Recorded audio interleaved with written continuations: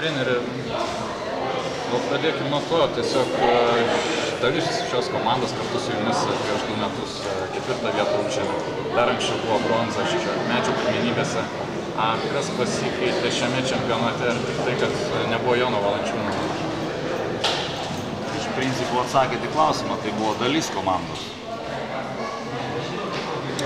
Ta dalis buvo tokia kaip ir pirmą kartą, kiek aš ten bandžiau skaičiuoti, gal 4 žmonės. Iš vis turėjom, kurie išvažiavo į Europos čempionatą, tai iš karto įsilieti ir, kaip sakant, iš karto gavom tokį, tas pirmas rungtynės lyg ir gerai sužaidėm, o paskui tokį smūgį žemiau juostas ir paskui jau reikėjo žūtbūt atsilaikyti. Tai labai greitai viskas įvyko ir manau, kad nesugebėjom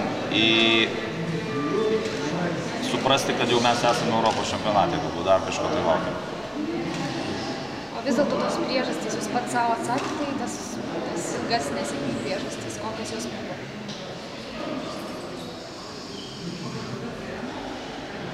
Nežinau, sunku dabar atsakyti kažką, tai tas gali būti priežastys. Žaidėm krepšinį, stengiamės, kaip mokėjom, taip ir sužaidėm tiesiog, o paskui jau tam kaip gavosi. Turim žaisti dėl kitų vietų, dėl kurių irgi nebuvo ką lengviau žaisti, sakykime, nei ketvirtfinalį, pusfinalį ir finalą, kad ir tas paskutinės rungtynės. Bet tai ar buvo pasiruošimo kažkokie niuansai, ar tai jau buvo psichologiniai dalykai pačiame čempionate? Tai aš manau, kad viskas susidėjo į vietą, nes tas pasiruošimas kaip ir sklandžiai praėjo, aš manau, sužaidėme tas tokias įtemptas rungtynės, kurias pakankamai gerai ten, sakykime, sužaidėm ir laimėjom, gal tos rungtynės irgi buvo taip, kad žaidė 7-8 žmonės ir galbūt iš tikrųjų ir 19-mečiai taip labai gerai sudalyvavo, kad atrodė, kad jeigu aš esu lietuvis, tai aš ir taip geriau krepšinį žaidžiu nei ukrainietis, bet kažkaip tai susistatė viskas į vietas, kad pasirodo reikia ir pačiam dar žaisti, ne tik tai, kad... Bet buvo kažkoks lūžis, ta prasme, galbūt rungtynės lūžis ar diena kažkokia lūžio diena? Kada lūžio diena, sakykime, kad tie rezultatai mūsų tapo blogi, tai ta lūžio diena buvo antra ir tiek. Tai va, pati antra diena lūžo ir viskas. O ten jau 3 dieną pakankamai Vokietija ta buvo tokia stipri komanda, sakykime. Toli nuėjo jie iki 5 vietos, tai su jais jau buvo sunku, aišku, žaisti ten, stengiamės, kovojom iš visų jėgų, bet jie irgi sužaidė geras rungtynes prieš mus. Kurie žaidėjai nesužaidė taip, kaip jūs tikėjotės? Kadangi užėmėm 14 vietą, tai ko gero nei vienas nesužaidė, galim taip sakyti. Buvo žaidėjai, kurie atidavinėjo visas jėgas, bet to neužteko. O kokių priekaištų savo turėtumėt? Savo kokių priekaištų? Užėmėm 14 vietą, tai tokia vieta netenkina Lietuvą. Tai visi priekaištai treneriui yra. Tai va didžiausia priekaištai ir yra. Laimi treneris? Tai čia turbūt taip yra visada, tai čia nuo to niekur nepabėgsim ir nereikia bėgti nuo to. Treneri, ar nemanot, kad jums trūko kažkiek patirties vadovaujant komandai rungtynių metu, nes vyriausio trenerio praktikos daug neturite?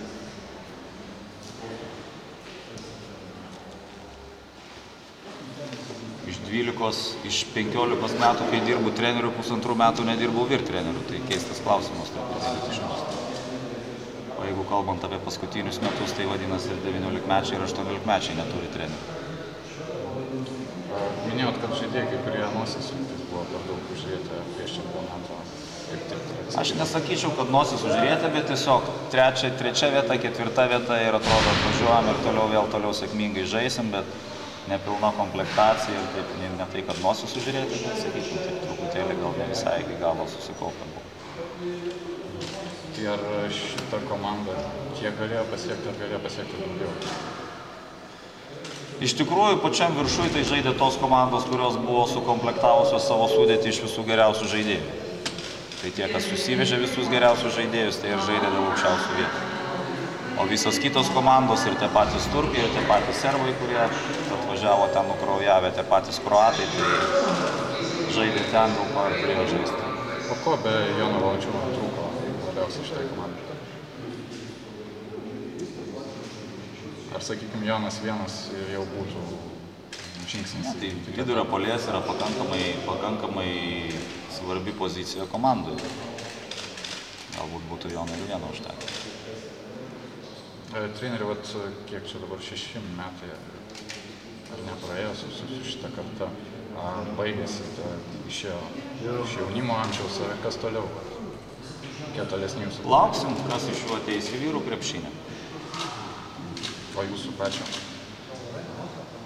Mano pačio. Nežinau dar pakol kas.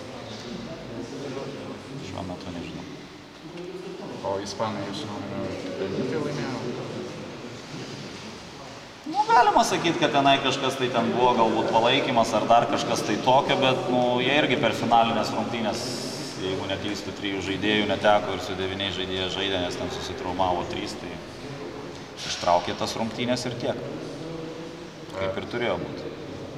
Nikola Mirotičius, kaip jūsų akimis, super talentas Europos, ar kas iš jo bus? Mes žaidėm su ispanais draugiškam turnyre, tai nežinau, jisai mums įmetėm berods 8 gal taškus ir ten per daug neblizgėjo. Tai prieš kitas komandas taip, jisai sumetė nemažai, padarė didelę, aišku, naudą davė komandai, gal kai kuriais atvejais ten galbūt ir teisėjai ten švelniau žiūri į jo tą žaidimą, nors iš tikrųjų dar jam irgi iki didelio krepšinio, aišku, trūksta, bet potencialas didelis be abejo.